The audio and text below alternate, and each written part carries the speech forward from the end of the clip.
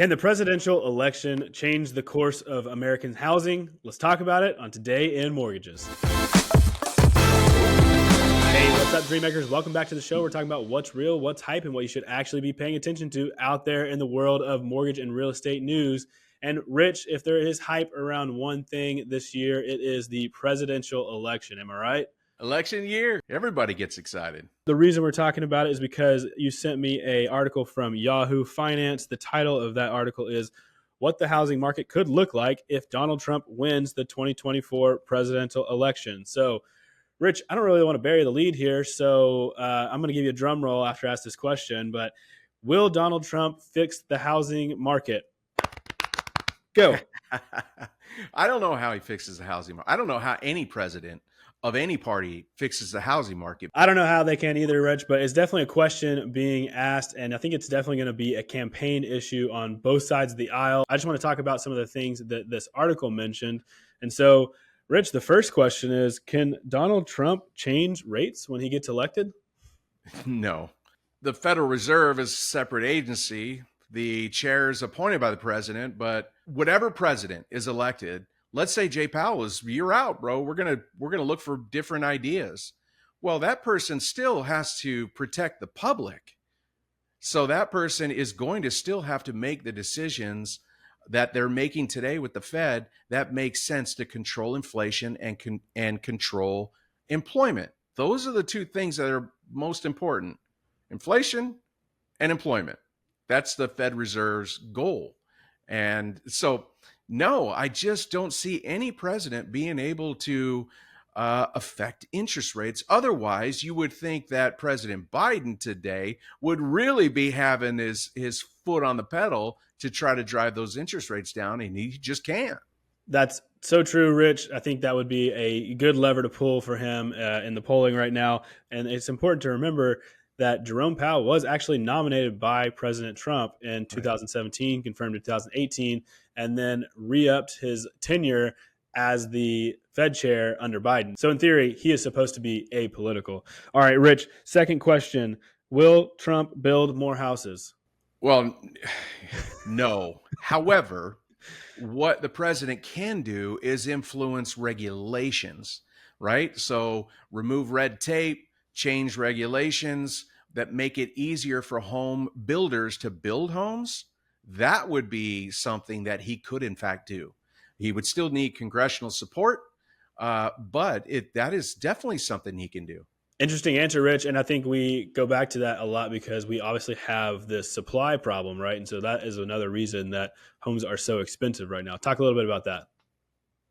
Yeah, well, like I said in many podcasts before, it's a supply and demand issue. So the reason we're in such a big issue today is that we really haven't built many homes since the Great Recession. Like, the Great Recession was punishing to home builders and lenders. So it just took a long time to ramp up and build confidence that they're going to be able to turn these homes. And COVID changed everything. The demand jumped. People wanted to buy homes. And then we had this other side, Michael, where existing homeowners were refinancing to low interest rates, which makes it super hard for those people to want to either buy up or downsize because the rate on the new purchase would be so much higher. There'd be no advantage to do that. So COVID changed a little bit, but the demand is been there and growing because we have younger populations, big tranches of younger population coming into the home buying ages. So it's just, we have a lot of demand and no supply. Rich, this is the last question on this. It might be a little bit more in the weeds, a little bit more complicated, but Trump had talked previously about taking Fannie Mae and Freddie Mac out of public and government conservatorship. What would that look like? And is that even possible at this point? Yeah, that is very complicated. It's extremely complicated. And it started under Trump on his first term, where he wanted, not just he, but others, many wanted to move them back into the private market. The problem is, since they have been a GSE, a government-sponsored enterprise, what they have done is provided funding to Congress, right? So Congress is using a lot of the money that those two agencies are making to fund who knows what. So you got to first unwind everything they're using that money for. Then you have to build those agencies, Fannie, Freddie, with capital. And the only reason, so that they can break off in a good position where they can afford to have a downturn and not have the government step in and save them again. So they have to build capital. The only way they do that is by lifting the cost of their, of their lending, of their insuring of loans for lenders. It gets more expensive. And that's what we have seen. It started with loan level price adjustments, the GSE fees. All of those were lifted under Trump's first term in order to help capitalize them. And it hasn't backed off. It's been going for 4.5, 5 years now. So they're capitalized. Are they well capitalized to go and be able to, make it through a downturn like the Great Recession? We don't know what's ahead. So that is very complex, very difficult. But the biggest thing is, how are you going to replace that income that they're receiving from those GSEs that are being spent in other areas?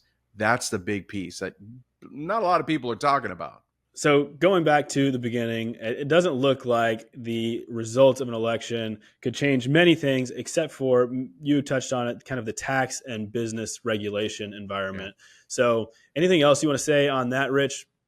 Well, listen, easing restrictions and regulations are good not just for home builders, but they are good for lenders, because with more and more regulations comes more risk for lenders, and then in return we have to charge more to cover for that risk. So the less regulations, the lower the price to the street. But that's not a big piece. The biggest piece is the Fed fund rate needs to come down and normalize so that we can get into a market where we've got interest rates, let's just say, in the fives, because 89% of all homeowners have an interest rate below 6%. 60% have a rate below 4%, and 22% of all homeowners have a rate below 3%. So in order to ease the supply, or to have more supply to meet the demand, those folks need to be able to buy at a reasonable interest rate if they're going to get rid of something below 5%. So there is something that the new president can do to influence. We'll just see. It's not just a new president hammering down. It's, you've got to get congressional support. So, and we know Congress, what are they doing today other than fighting with each other? And it's nasty. So I don't know what's coming. I just know that a brand new president isn't going to fix the housing affordability issues right away. That's a long-term plan. Regardless of what happens in November, of course, we are going to keep on trucking here, and we encourage everyone out there to keep doing their business in the best way possible. We think that best way possible is here at Network Funding. We are the best network in mortgages, and if you're interested to know more about how we operate, click the Grow link below. We'll get you all the information that you need to know to be a part of the best network in mortgages. Hey, Rich, any final words you got on this today, election cycle, or just something non-political you want to talk about? Listen, I just hope we have a solid election, right? Yeah. No bubbles, no troubles. Let's elect a president, move forward. That's it. That's the dream, Rich. Well, hey, thank you so much for being on today, talking about some of these complex issues. Thanks to everyone out there watching, listening, wherever you are. We appreciate you, and we'll see you next time on Today in Mortgages.